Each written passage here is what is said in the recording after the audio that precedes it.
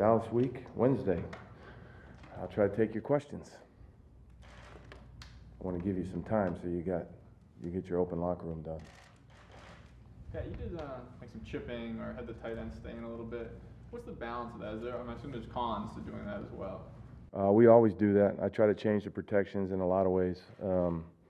It's not always obvious schematically. You change the protections, you provide chips. That's just part of what we do. When you look at the way Eli and Odell connected in their first game together Sure. in a while, what's the next threshold for them? I mean, obviously, they need to score points as well. Yeah, I mean, we had a couple opportunities to score points that we didn't. But I think the fact that they're, producing, that's a good thing. Scoring points is what you want to do. What do you see from the Cowboys, and particularly their running game at this point? I think it starts with the run for them. Certainly, they've got an outstanding running back. I don't know about the narrative about their O-line, but they look pretty good blocking to me, especially in the first week. And they got a good, outstanding run game. And when you have the threat of the quarterback as a runner, that adds another element to it, because the so-called zone read game shows up, and they don't worry about him running with the football. They do a good job of kicking the ball to the perimeter in their run game on their RPO stuff. And so that becomes, there's yardage there, just, as opposed to just turning around and handing the ball off. I think they do a good job there. They got really good concepts in the passing game, and they, if they do drop back to pass and we don't corral the quarterback, that's when he gets outside the pocket, and I call them 60-yard checkdowns.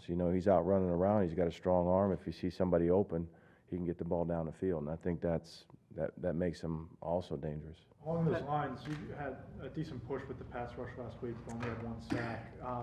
With a mobile quarterback like Dak and a better offensive line, how do you get those guys home? Well, first, we'll kill the sack narrative. Sacks are certainly very important, but the rush needs to disrupt the quarterback and his timing when he makes throws. So I'm going to dispel that, whatever that is. But to your point, it's important that we put pressure on Dak, make him move his feet. We got more than half the time he's got to have to move when he tends to just drop back and throw. And I think that's what the rush is designed to do. So we got to continue to work on that. Speaking of sacks, has OV got a chance this week? OV will be out there running around today, so you'll get a chance to see for yourself. So we'll see. He's making good progress. He's going to do more this week than he did last week, and we're hopeful that he'll be back soon. Pat, do you see similarities in Ezekiel Elliott and Saquon? And did Ezekiel Elliott's first 2 years, was that something you guys considered when picking the impact a running back can make right away? There are a lot of similarities. They're big physical guys. They have great collision balance. They're powerfully built guys. And so when I say collision balance, in the hole, guys bouncing off them, they can keep their balance. Helps them in pass protection because they can drop their weight, and they got a little weight to them. And so there's a lot of similarities between the two. We certainly didn't look at his production in his first 2 years. It had nothing to do with us selecting Saquon, but they're similar in a lot of ways. Pat, can you comment on Cole Beasley and the damage he can inflict as a slot receiver? He looks like he's one of those under-the-radar type of guys. Yeah, he does create, he creates mismatches in the slot. We've all been around, as coaches, we've all been around guys like that where you develop a trust in. Obviously Dak trusts him. Typically when you're in the slot, you're closer to the quarterback. He can see you better. He sort of knows what you're going to do. And, he finds a way to get open, and he throws him the ball quickly.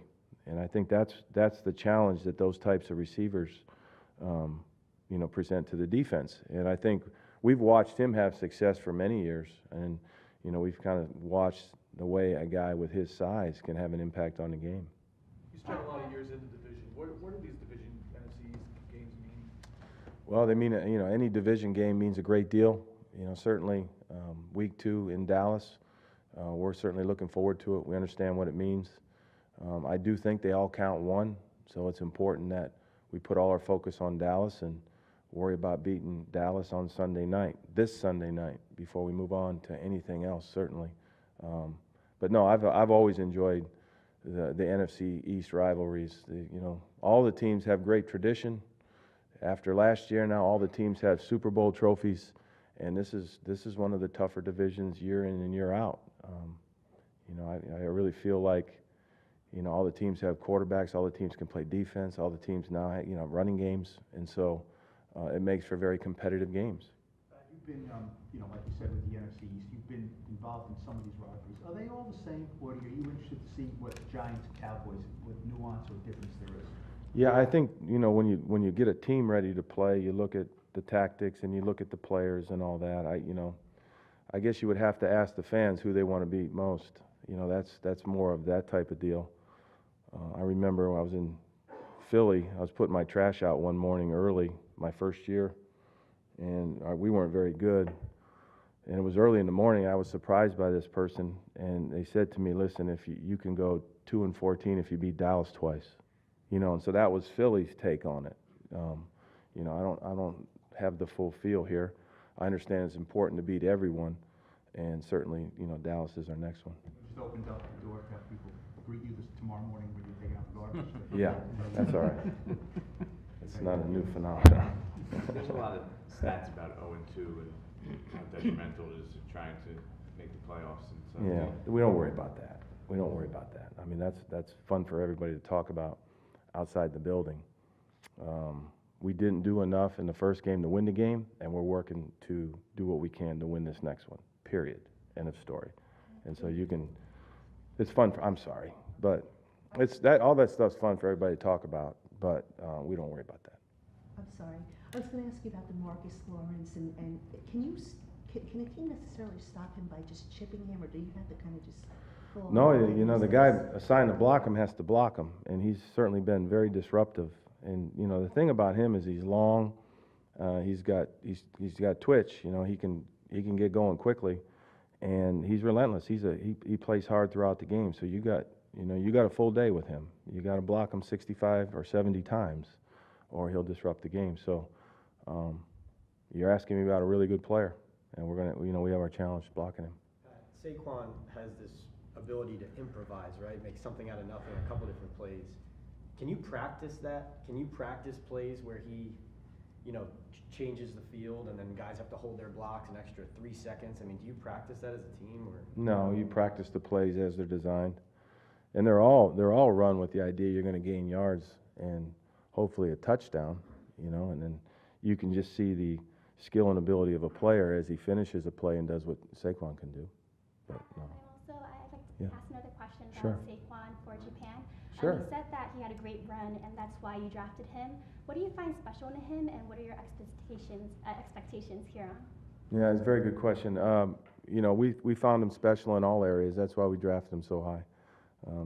Explosive runner. When you can hand a ball off to a guy and he can run 70 yards for a touchdown, there's very few running backs in the league that can do that. He's a pro. He's already old beyond his time in some ways, because I've watched the way he's trained in the last few months. He was in here doing what he had to do on a Tuesday, his day off, so which means he's already developing the right process. And he catches the ball, he can block. So he does all the things we need a running back to do, and he's got a good mindset to boot. Pat, is there anyone 2 more who questions. 2 who more. won't practice today? Gallman, I know. He'll be out there. We got a couple guys. So Gallman will be out there. Tay Davis is coming back, and then Ov will be out there moving around. So you get a chance to see him.